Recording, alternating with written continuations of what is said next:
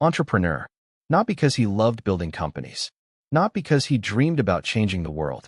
Because somewhere along the way, success became the answer to every question he never knew how to ask. Imagine spending 20 years climbing a mountain. Long nights. Missed birthdays. Relationships that slowly became phone calls, then memories. Vacations postponed. Hobbies abandoned. Every sacrifice felt reasonable because one sentence kept echoing in his mind. Once I make it, everything else will make sense. Most people don't notice it, but that sentence quietly runs countless lives. We tell ourselves that the next promotion will calm us down. The next salary. The next house. The next achievement. The next version of ourselves. The destination keeps moving, but we don't question it because everyone around us is running in the same direction. If an entire crowd is sprinting, stopping feels irresponsible. So we keep going. Years passed. His career grew exactly the way people admire.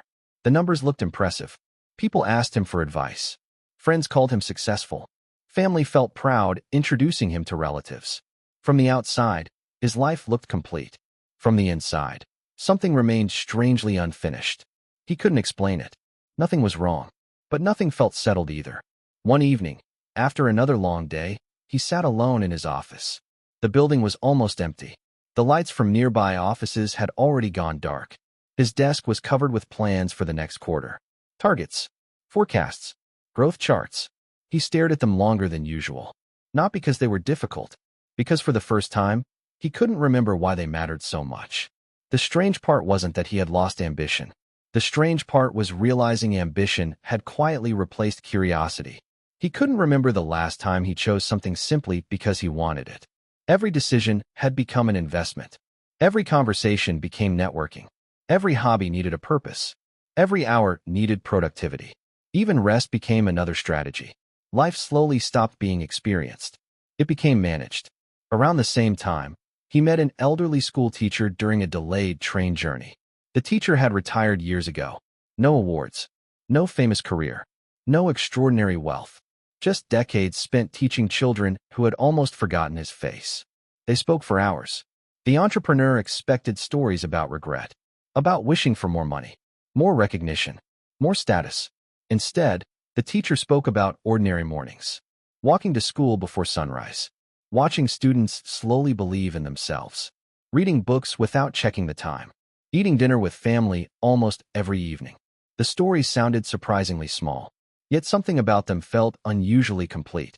When they reached the station, the entrepreneur asked a question almost by instinct. If you could start over, would you choose a bigger life? The teacher smiled. I would choose a life I could actually notice. That sentence refused to leave him. A life I could actually notice. Over the following weeks, he began paying attention to his own days. Not his calendar. Not his income. His actual days. He noticed breakfast disappearing in 5 hurried minutes. He noticed conversations ending before listening began. He noticed weekends filled with preparing for Mondays. He noticed how often he postponed simple joys because they didn't contribute to a future version of himself. He wasn't living badly. He was simply living elsewhere. Always tomorrow. Always later. Always after one more milestone. He began asking himself questions he had never considered. If success finally arrived tomorrow, which parts of my life would actually change? Would I suddenly become patient? Would I suddenly notice sunsets? Would I suddenly call old friends more often? Would dinner taste different? Would silence become easier? Or was I expecting achievement to perform work that only attention could do? That question unsettled him more than any business problem ever had, because he slowly understood something uncomfortable. For 20 years, he hadn't only been chasing success. He had been chasing permission. Permission to rest. Permission to slow down. Permission to enjoy life. Permission to feel like enough. But permission was never hidden behind another promotion. It had always been waiting inside decisions he kept postponing. His career didn't end. He didn't sell everything. He didn't disappear into the mountains. The movies often tell us transformation has to be dramatic. Real life is usually quieter. He still worked. He still built. He still cared about doing meaningful work. But the work stopped carrying the impossible responsibility of making him complete. He no longer expected success to repair loneliness, or exhaustion, or uncertainty. Those belonged to a different conversation entirely. Ironically, the more he stopped asking achievement to define his worth, the more peacefully he worked.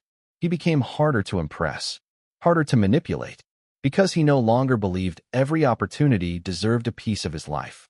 He finally understood something that had been hiding in plain sight all along.